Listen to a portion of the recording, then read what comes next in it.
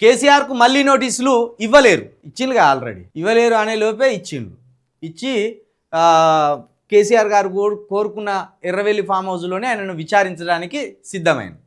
కేసీఆర్కు మళ్ళీ నోటీసులు ఇవ్వలేరు, 65 ఏళ్ల వారు ఎక్కడుంటే అక్కడే విచారించాలి, హైదరాబాద్ రావాలని చెప్పడం చట్ట వ్యతిరేకం, ఎర్రవల్లి నివాసం జూబ్లీహిల్స్ ఏసీపీ పరిధిలోకి రాదు, సుప్రీంకోర్టు సీనియర్ న్యాయవాది మోహిత్ రావు గారు ఒడిసింది ముచ్చట.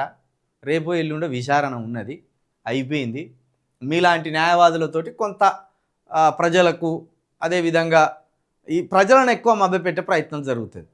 ఎందుకంటే ఒక నిపుణుడితోటి చెప్పిస్తే నిజమే కదా, పాసిబిలిటీస్ ఇలా ఉన్నాయి కదా, 65 ఏళ్ళు దాటిన వారిని వాళ్ళు కోరుకున్న కానీ విచారించాలి కదా, ఇది న్యాయబద్ధమైన కోరిక కదా అని ప్రజలను కొంత కన్ఫ్యూజ్ చేయడానికి ఇలాంటి పెద్దవారితోటి స్టేట్మెంట్లు ఇప్పించే ప్రయత్నం జరుగుతుంది.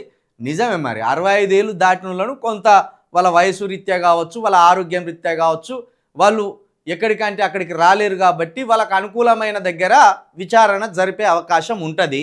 మరి అందులో భాగంగానే మీరు చెప్పినట్లుగానే వాళ్ళు ఎర్రవెల్లి ఫామ్ హౌస్కే వస్తామని కూడా చెప్పిండ్రు.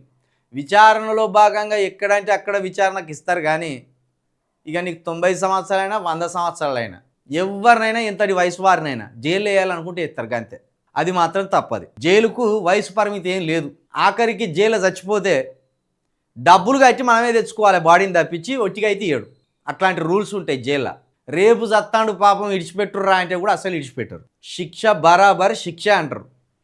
కాబట్టి మీరు చెప్పినట్టు నోటీసులు ఇచ్చిండ్రు, కేసీఆర్ గారు కోరుకున్న కాన్నే విచారణ జరపడానికి కూడా వాళ్ళు అంగీకరించిండ్రు.